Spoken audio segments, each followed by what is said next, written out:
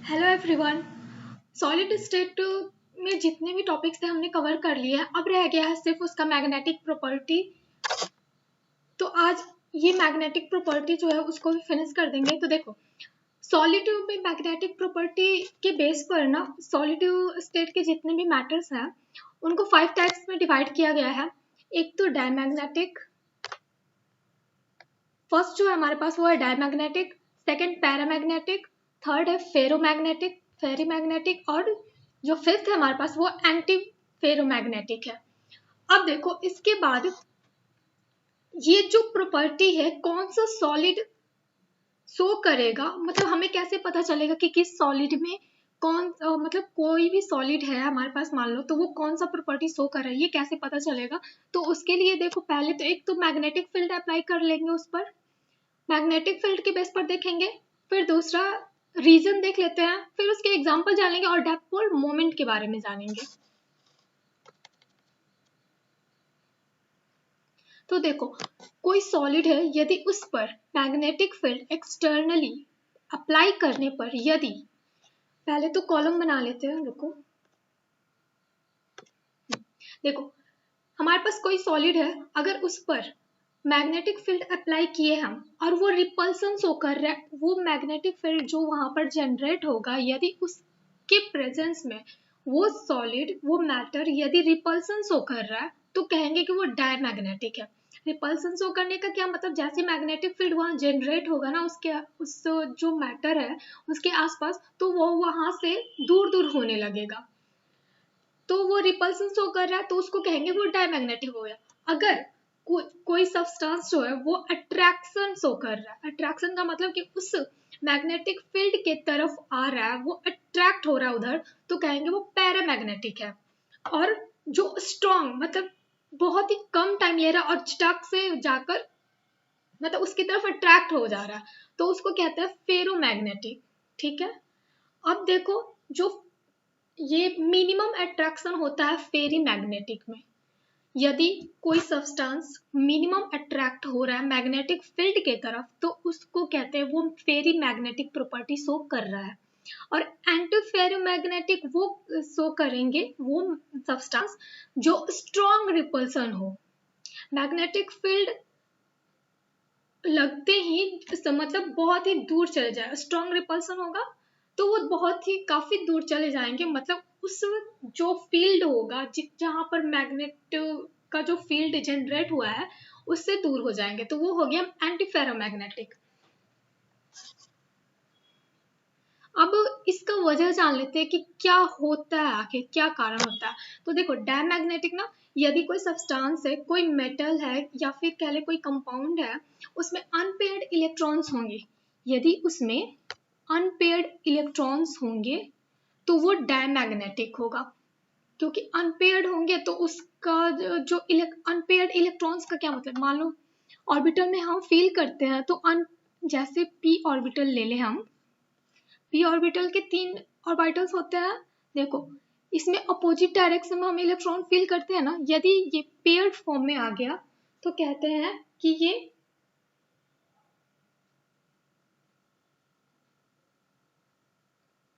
अगर ये pair form में आया तो कहते हैं कि ये इसका जो मैग्नेटिक प्रॉपर्टी है ना वो कैंसिल आउट हो जाता है, एक दूसरे को कैंसिल आउट कर देता है ये, क्योंकि एक इलेक्ट्रॉन जो अपर किसी को भी मान लेते हैं, यदि एबव वाले एरो जो शो कर रहा है इलेक्ट्रॉन का उसका डायरेक्शन एबव है तो उसको यदि प्लस हाफ कहें तो सेकेंड वाला माइनस हाफ होता है। इस तरह से आप जब क्वांटम नंबर्स पढ़ रहे होंगे तो उसमें पता चला होगा।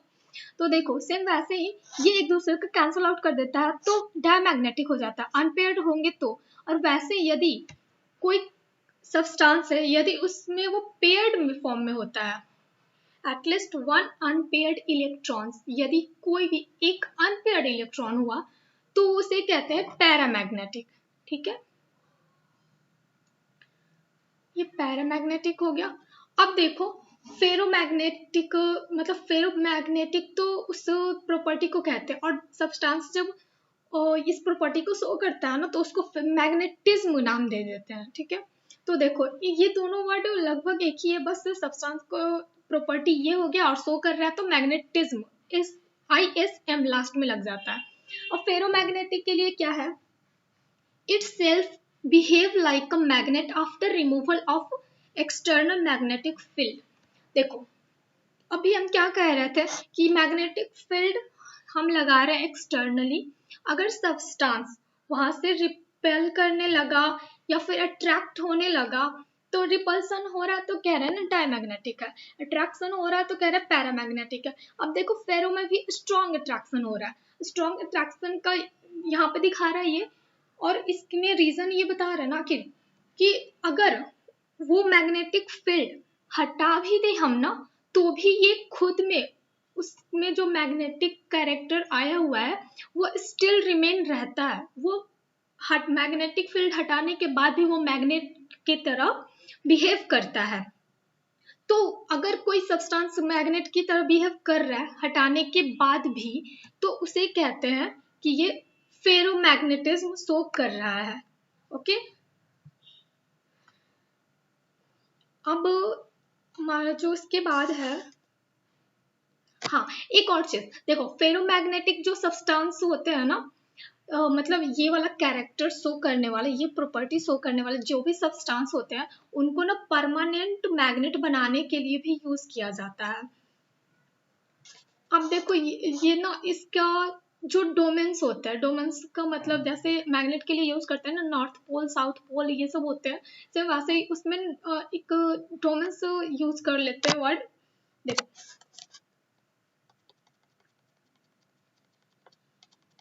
इसका सेंस क्या है, यहाँ पे देखो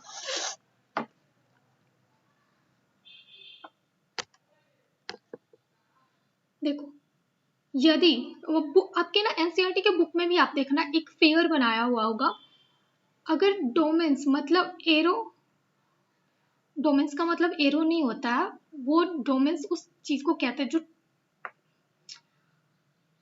अब मान लो जैसे टीनी मैग्नेट्स लेंगे ना तो फिर देखो उसके डोमेन्स पोस्ट इस तरह से शो किया रहेगा, कहीं कहीं पॉजिटिव एक साइड होगा एक तरफ नेगेटिव होगा, तो ये साउथ पोल नॉर्थ पोल जैसा ही मान लो आप। अगर ये सेम डायरेक्शन में ऐसे अलाइंड रहेंगे मत तो इसी को ना एक एरो की तरह ऐसे रिप्रेजेंट कर देती हूँ एक को, तो देखो अगर सारे डोमेन्स एक ही डायरेक्शन में अलाइंड होंगे, एक ही डायरेक्शन में अलाइंड का क्या मतलब, ये एरो एक ही डायरेक्शन में है ना, सब एबव के साइड में है, तो इसे अगर इस तरह का है किसी भी सब्सटेंस में तो वो होता है फेरोमैग्नेटिक। ठीक है, मैग्नेटिक फील्ड लग रहा है और वो सारे डोमेन्स एक ही डायरेक्शन में अलाइंड हो गए तो कहेंगे कि वो फेरोमैग्नेटिक है। फिर फेरी मैग्नेटिक का देखो कि इसमें कुछ तो एबव होंगे कुछ बिलो होंगे, लेकिन इन दोनों ना इक्वल रेशियो में नहीं रहेंगे। इक्वल रेशियो में नहीं रहने का क्या मतलब कि यदि मान लो हमारे पास 6 डोमेन्स है, ठीक, तो उसमें से 4 या तो एबव के साइड होंगे या फिर बिलो के साइड होंगे, और इसमें से 2 ही, अगर मान लो 4 एबव है तो 2 बिलो के साइड होंगे, इस तरह से। तो देखो एक दूसरे को ये कैंसिल आउट तो नहीं कर रहे ना, क्योंकि इक्वल अमाउंट में अपोजिट तो है नहीं, तो इसी वजह से इनमें रिपल्सन नहीं होता है ये नहीं कहेंगे, हाँ लेकिन अट्रैक्शन इसी वजह से कम होता है क्योंकि कुछ तो कैंसिल आउट हो गया।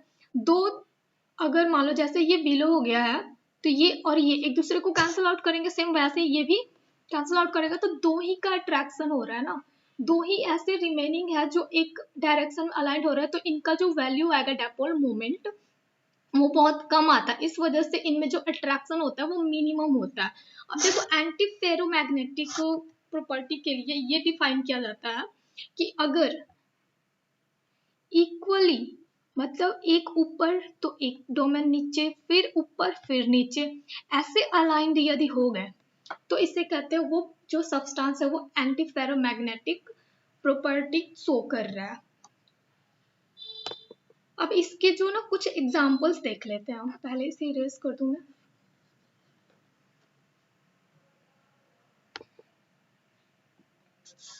अब इसके कुछ एग्जांपल्स देखो आप, डायमैग्नेटिक की बात करें तो NaCl, TiO2, V2O5 ये जो होते हैं वो डायमैग्नेटिक प्रॉपर्टी शो करते हैं।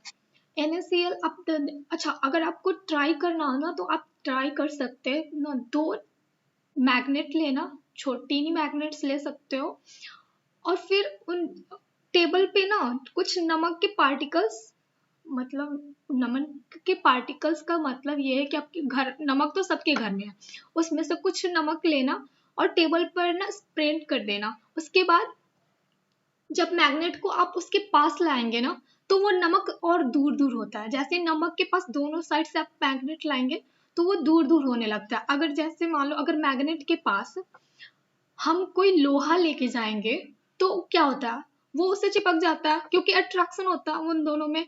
लेकिन नमक क्यों ले जाएंगे ना तो वो रिपल्सन होता है वहां पर। तो NaCl ना डायमैग्नेटिक प्रॉपर्टी रखता है।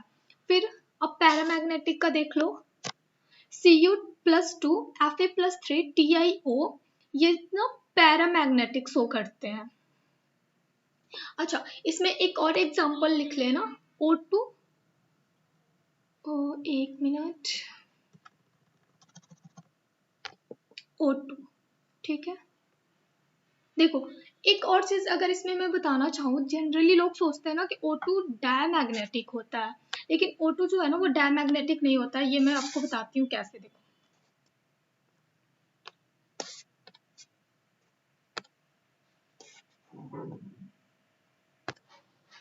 देखो, बात कर रहे थे हम O2 का, तो ऑक्सीजन का एटॉमिक नंबर 8 होता है ना, और इसका यदि इलेक्ट्रॉनिक कॉन्फ़िगरेशन की बात करें तो 1s2 2s2 2p4 ऐसा ही होता है। अब इसके वैलेंस इलेक्ट्रॉन ये वाले हो गए, वैलेंस ऑर्बिटल। अब देखो इसमें अगर इसका ऑर्बिटल बना है p का तो 4 इलेक्ट्रॉन आएंगे ना, 1 2 3 4, ठीक।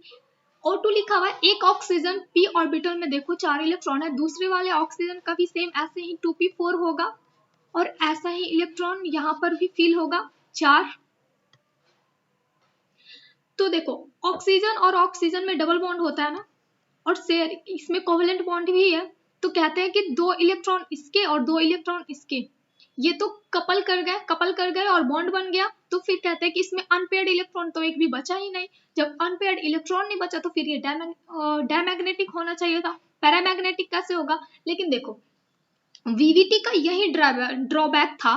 अगर जो हम VVT पढ़े हुए ना, वैलेंस बॉन्ड थ्योरी, वो इसी प्रॉपर्टी को शो नहीं कर पाया था कि ऑक्सीजन पैरामैग्नेटिक क्यों, जो पैरामैग्नेटिज्म है प्रॉपर्टी वो क्यों शो कर रहा है, क्योंकि इसमें अनपेयर्ड इलेक्ट्रॉन तो एक भी नहीं रहा। जब नहीं है तो इससे डायमैग्नेटिक होना चाहिए था। तो MOT इसके बाद जो थ्योरी आया था इसके ड्रॉबैक को फिनिश करने के लिए, वो MOT था, मॉलिक्यूलर ऑर्बिटल थ्योरी।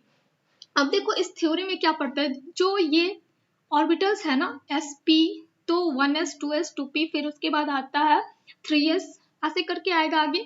तो उनके ऑर्बिटल्स के एनर्जी के बेस पर ना, देखो, अगर ऑक्सीजन O2 का MOT बनाए हम, जो कि ये आप केमिकल बॉन्डिंग जब पढ़ रहे होंगे 11th क्लास में, तो ही ये बताया गया हुआ है कि देखो, ये तो वैलेंस इलेक्ट्रॉन है नहीं, इसका वैलेंस शेल ऑर्बिटल ये रहा नहीं, तो 1s को तो लेंगे नहीं, वो बहुत ही नीचे लाई करता है, तो इसका नहीं बनाते हैं। 2s और 2p का यदि आप देखें तो, और देखो ऑक्सीजन ऑक्सीजन के बीच में ही बॉन्ड है, तो इन दोनों का ना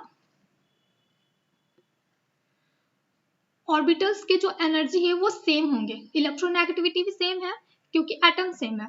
तो देखो, जहां पर अगर 2s, एक ऑक्सीजन, यहाँ पर एक ऑक्सीजन की बात करें हम, फिर यहाँ दूसरे ऑक्सीजन की, तो इसका 2s यहाँ पे है, तो उसी सेम लाइन पर दूसरे वाले ऑक्सीजन का 2s भी लाई करेगा। अब 2s में इलेक्ट्रॉन कितने होते हैं, 2 होते हैं ना, 2 इलेक्ट्रॉन है।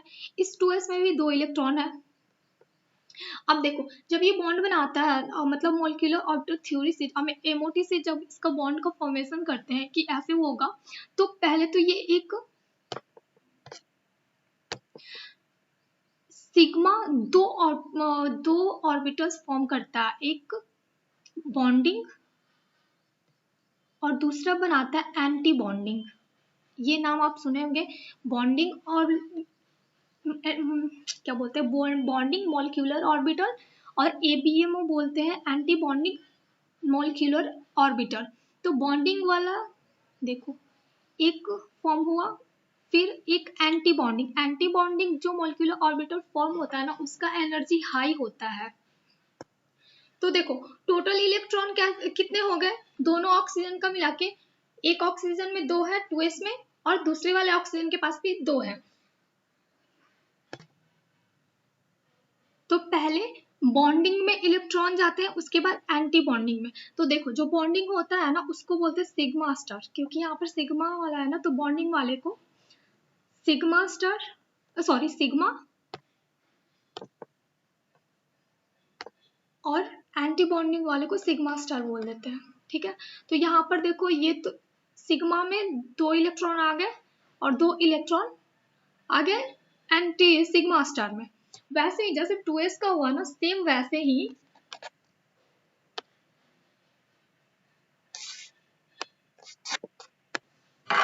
इसके 2p के लिए देखेंगे। यहाँ पर अगर देखो एक ऑक्सीजन यहाँ, दूसरा ऑक्सीजन यहाँ, फिर ऐसे। अब देखो इसके 2p की बात कर रहे हैं हम ना, p में 3 ऑर्बिटल्स होते हैं और इसमें 4 इलेक्ट्रॉन्स थे, 2p 4 था ये, 1 2 3 4, फिर यहाँ पे भी 1 2 3 4। अब देखो p जो है ना ऑक्सीजन के बीच में ना, पहले तो एक सिग्मा बनेगा। ऑक्सीजन कोई भी एटम के बीच यदि बॉन्ड बनता है तो सिग्मा फिर पाई बनता है। जनरली ऐसा होता है, पर हमेशा ये ट्रू नहीं होता है। आगे आप जब पढ़ेंगे ना तो कार्बन जो है ना वो पहले पाई बना लेता है, फिर उसके बाद मतलब कुछ मॉलिक्यूल है जो पहले पाई बनाते हैं उसके बाद सिग्मा बनाते हैं। तो ये यूनिवर्सल ट्रूथ नहीं है कि पहले सिग्मा बनता है उसके बाद ही पाई बनता है, लेकिन ऑक्सीजन वाले के केस में ये यही है कि पहले सिग्मा बनेगा उसके बाद पाई बॉन्ड बनता है। तो देखो एक सिग्मा बनेगा इससे, उसके बाद अगर सिग्मा बना तो दूसरा सिग्मा स्टार भी बनेगा। जितनी एनर्जी देखो जो ये नीचे की तरफ बन रहा है ना, तो ये लो एनर्जी का होता है। बॉन्ड फॉर्म हुआ लो एनर्जी का होता है। अगर सिग्मा जितना लो एनर्जी के साथ नीचे जाता है ना, बॉन्ड फॉर्म होता है, तो जो इसका एंटी बॉन्डिंग है उतना ही ऊपर जाता है। ठीक है, फिर उसके बाद फॉर्म होता है पाई बॉन्ड। अब पाई बॉन्ड यहाँ पे 2 हो जाएंगे, क्योंकि देखो इसका px, इसका नाम देते हैं ना px py फिर pz, इसका नाम ऐसे होता है। अगर मान लो इसका x और इसका x सिग्मा बॉन्ड बना लिए, तो ये जो py और pz है ना वो पाई बनाएंगे, क्योंकि अब 2 रह गए हैं, इसी वजह से पाई में देखो 2 ऑर्बिटल आया, तो ये हो गया पाई। और इसके ऊपर बनेगा, अब पाई ऑर्बिटल फॉर्म हुआ है तो इसका एंटी वाला भी होगा, तो इसको बोलते हैं पाई स्टार। अब इलेक्ट्रॉन काउंट करो आप, इसमें 4, एक में 2p में 4 है तो 4 4 8 हुए ना। तो अब देखो जब ये 8 हो गए तो नीचे 1 2, फिर इस वाले में एक एक करके फिल होगा। कितने भर दिए हमने, 1 2 3 4 5 6 7 8, 8 इलेक्ट्रॉन फिल कर दिए हम। अब देखो यहां पर आप ध्यान से देखो, अनपेयर्ड इलेक्ट्रॉन दिख रहा है। ऑक्सीजन के का जब MOT बनाते हैं ना, मॉलिक्यूलर ऑर्बिटल MOD मान लो, MOT का मतलब तो होता है मॉलिक्यूलर ऑर्बिटल थ्योरी, और MOD होता है मॉलिक्यूलर ऑर्बिटल डायग्राम। यहाँ पर जो हम बनाया है ना ये मॉलिक्यूलर ऑर्बिटल डायग्राम है, MOD है। और इस थ्योरी मतलब जिस चीज के बेस पर एजम्पशन कह ले या फिर प्रोपोजल कह ले, जिसके बेस पे बना रहे हैं तो उसको बोलते हैं MOT। तो अब देखो जो ये मॉलिक्यूलर ऑर्बिटल डायग्राम बना है हमारा ऑक्सीजन के लिए, ऑक्सीजन मॉलिक्यूल के लिए, O2 मॉलिक्यूल के लिए, तो उसके पाई स्टार में 2 अनपेयर्ड इलेक्ट्रॉन दिख रहा है ना, तो इसी वजह से कहते हैं कि जो O2 है वो पैरामैग्नेटिक होता है। ठीक है, तो अब इतना समझ आ गया होगा। ये जनरली मिसकंसेप्शन होते हैं काफी लोगों में तो इस वजह से इसको बताना मैंने सोचा जरूरी है। अब देखो अपने मेन टॉपिक पे आते हैं, जो हम मैग्नेटिक पढ़ रहे थे प्रॉपर्टी, वहां आते हैं। तो देखो पैरामैग्नेटिक के लिए तो हम देख लिए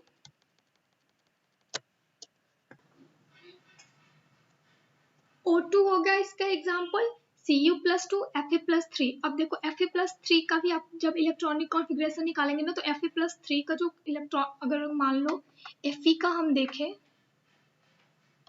अगर आप निकाल के देखिएगा, आई थिंक इलेक्ट्रॉनिक कॉन्फ़िगरेशन तो आपको आता होगा इसका करना। Fe का अगर ओवरऑल मैं बता दूं तो 4s2 और 3d6 होता है, ठीक है। तो इसमें से 3 इलेक्ट्रॉन निकालेंगे ना, तो पहले ये s वाला निकल जाता, फिर इसमें से तो ये 4s0 3d5 होता है इसका।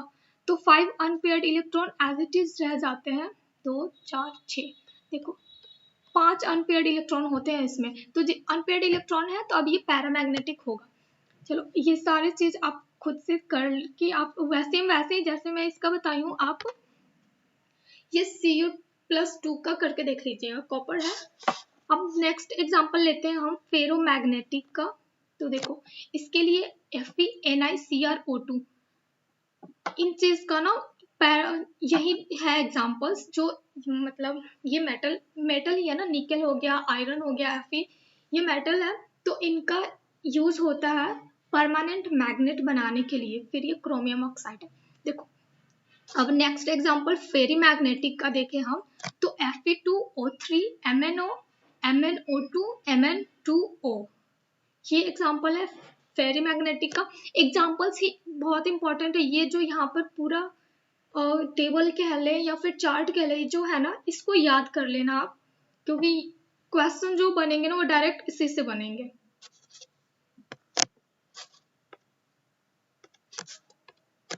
और एंटी फेरोमैग्नेटिक में सिर्फ एक ही एग्जांपल है, Fe3O4। ये ऊपर नीचे लिख दिया गया है, एक मिनट देखो ध्यान रखना, ये जो है ना ये फेरी मैग्नेटिक का एग्जांपल है Fe3O4, और ये जो 4 एग्जांपल्स लिखे हुए हैं ये एंटी फेरो के लिए है, ठीक है। ये एंटी फेरो के लिए है, और ये फेरी के लिए है, ठीक है। ये आप जब आप अपनी कॉपी में नोट करेंगे तो ये मतलब Fe3O4 को फेरी में लिखिएगा एग्जांपल में, और एंटीफेरो में ये 4 जो है इनको लिख लीजिएगा। इसको इरेज कर दो पहले, एक मिनट। और इसके बाद हम बात कर लेंगे अब डायपोल मोमेंट का। लास्ट हमारा रह गया है डायपोल मोमेंट के लिए। तो देखो डायपोल मोमेंट, अगर डायमैग्नेटिक की बात करें, अब इसमें अनपेयर्ड इलेक्ट्रॉन नहीं है तो इसका डायपोल मोमेंट क्या 0 हो जाएगा। डायपोल मोमेंट इलेक्ट्रॉन के बेस पर ही हम डिफाइन करते हैं। और देखो और ये म्यू है, ठीक है, ये जो लिखा हुआ है ये म्यू है, डायपोल मोमेंट को सिंबलाइज करते हैं म्यू से, तो म्यू इसके लिए 0 हो जाएगा। लेकिन पैरामैग्नेटिक की बात करें तो वो म्यू जो है वो 0 नहीं होता है, एक मिनट, ये ना अंडर रूट में होता है, यहाँ पे जो फॉर्मूला है ना ये अंडर रूट में होता है, ठीक है। और म्यू इक्वल टू, क्योंकि इसमें अनपेयर्ड इलेक्ट्रॉन्स प्रेजेंट होंगे, तो इसके लिए ना डायपोल मोमेंट भी कैलकुलेट करवाता है कि कितना होगा इसका मैग्नेटिक मोमेंट। मैग्नेटिक मोमेंट क्या है या फिर डायपोल मोमेंट क्या है, ठीक है। दोनों एक ही निकालने के लिए कहेगा क्वेश्चन में। अब देखो इसका जो formula under root n into n+1 है। अब यहाँ पर n जो है ना वो नंबर ऑफ अनपेयर्ड इलेक्ट्रॉन्स है, ठीक है, number of unpaired electrons, okay. तो ये फॉर्मूला भी इंपॉर्टेंट है, इसे ध्यान में रखना। फिर नेक्स्ट हम बात करें इसका किस फेरोमैग्नेटिक का। तो देखो इसका मैक्सिमम होगा, जो इसका डायपोल मोमेंट आएगा FeNi, ये जो भी सब्सटेंस ये मेटल्स है, और CrO2 तो कंपाउंड है, इसका डायपोल मोमेंट जो आएगा वो मैक्सिमम आएगा, क्योंकि ये स्ट्रॉन्ग अट्रैक्शन देखो यहाँ पे शो कर रहा है, ये शो कर रहा है स्ट्रॉन्ग अट्रैक्शन। अब जब स्ट्रॉन्ग अट्रैक्शन होगा तो इसका मैक्सिमम डायपोल मोमेंट होगा, क्योंकि इसमें जितने भी डोमेन से देखो एक ही डायरेक्शन में अलाइंड हो जा रहे हैं। और फिर उसके बाद नेक्स्ट जो है हमारे पास फेरी मैग्नेटिक। तो फेरीमैग्नेटिक का जो डायपोल मोमेंट है वो जीरो तो नहीं होगा, लेकिन उतना ज्यादा भी नहीं होगा, ठीक है। तो इसी वजह से लिखते हैं इसका कि mu not equal to zero. यहाँ पर ये नॉट इक्वल टू इतना जो सिंबल है ना, ये नॉट इक्वल टू के लिए है। अब देखते हैं एंटी फेरोमैग्नेटिक के लिए। तो एंटी फेरोमैग्नेटिक का जो डायपोल मोमेंट होगा वो जीरो होगा। जीरो क्यों कह रहा है इसका, क्योंकि देखो इसके जो डोमेन्स थे ना वो इक्वली अपोजिट डायरेक्शन में अलाइंड है। अब दोनों जैसे बताई थी पहले भी कि इक्वली अपोजिट में है तो वो कैंसिल आउट कर, अब जब कैंसिल आउट कर देंगे तो फिर उसका नेट डायपोल मोमेंट जो होगा वो जीरो आएगा, ठीक है। ये सब जितने भी म्यू है ना यहाँ पे, ये म्यू नेट है, मतलब नेट डायपोल मोमेंट ओवरऑल सारे डोमेन्स का मिला के ओवरऑल जो डायपोल मोमेंट आएगा वो है, ओके। तो डायपोल मोमेंट बस इतना ही था इस चैप्टर में। ये मैग्नेटिक प्रॉपर्टी भी आप देख लिए। और हाँ देखो, इसी के साथ साथ ना हमारा सॉलिड स्टेट जो चैप्टर है वो फिनिश हो गया। तो बस जितने भी इसमें इंपॉर्टेंट पॉइंट्स थे वो कवर कर लिए हो। अब बस आपके ऊपर है कि आप कितना याद रखते हैं, ओके। तो ओके, बाय।